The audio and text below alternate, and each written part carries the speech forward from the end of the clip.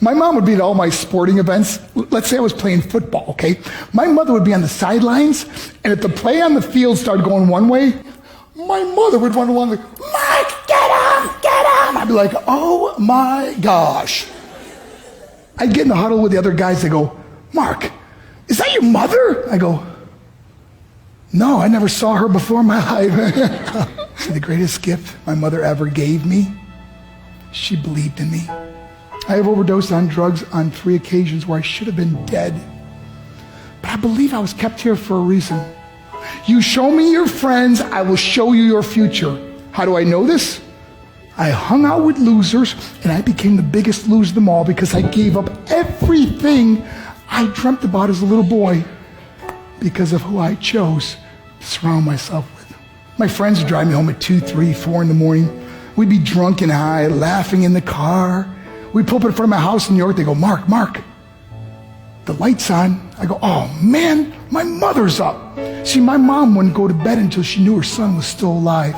I'd walk in, she'd say, hi Mark, how was your night? I go, it was good, Mom, I'm just gonna go to bed. She goes, can I talk to you for a minute? I go, Mom, I'm tired, I'm just gonna go to bed. She goes, Mark, I haven't seen you all day and all night. Can I please talk to you? I said, man, just leave me alone. You bug me. I'd slam my bedroom door on the one person who believed in me. I was on a worldwide tour and we were wrestling overseas in Japan. After my wrestling match, I went upstairs in my hotel room and I fell asleep. There was a knock at my door at 3 o'clock in the morning. I got out of bed and I looked through the safety window and I could see it was a Japanese promoter. So I opened the door and he said, Mark, you need to call home. There's been an emergency. I went and got on the hotel room phone. I called back to the United States. I said, hey, what's going on? They said, Mark, I don't know how to tell you this. I said, just tell me what happened. All of a sudden I started crying. They go, Mark, I can't tell you. I said, just say it. They said, Mark, your mother died. I just threw the phone down. I ran out of my hotel room. I took the elevator to the lobby, and when the doors opened up, I just ran out into the street. I mean, there was no cars, there was no people. It was 3 o'clock in the morning.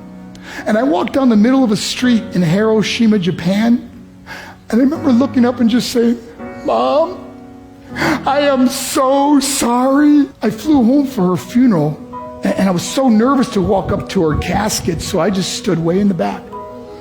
And I kept looking from a distance. I kept thinking to myself, Mom, please wake up.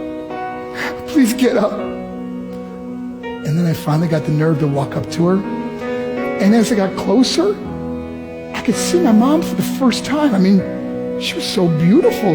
She was dressed in white. I mean, she looked like an angel. And I just stood over it. I said, Mom, you are my hero. Everything I am, everything I hope to be was because of you. You loved me so much. You gave me a life. You're the only one that ever believed in me. How did I repay her? By getting drunk, by getting high, by getting stupid, by hanging out with losers? For what? All she ever wanted to do was talk to me. I wish I could talk to you now, Mom. I wish you could see what I'm doing. Why couldn't I have been a better son?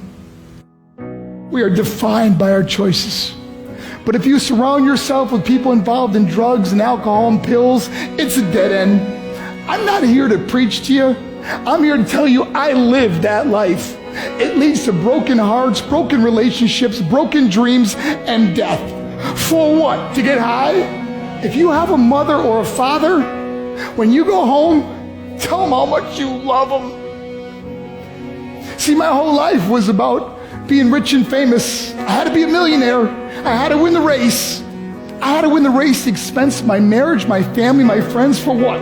To be all alone in the world? I learned what is truly important, and that is how precious this gift of life is, and our families, and how quickly it can be taken away. See, I no longer live in time, I live in moments. See, it's not what's in your pocket that matters. It's what's in your heart that truly matters. Love Love is just a word until somebody comes along and gives it meaning. You're the meaning.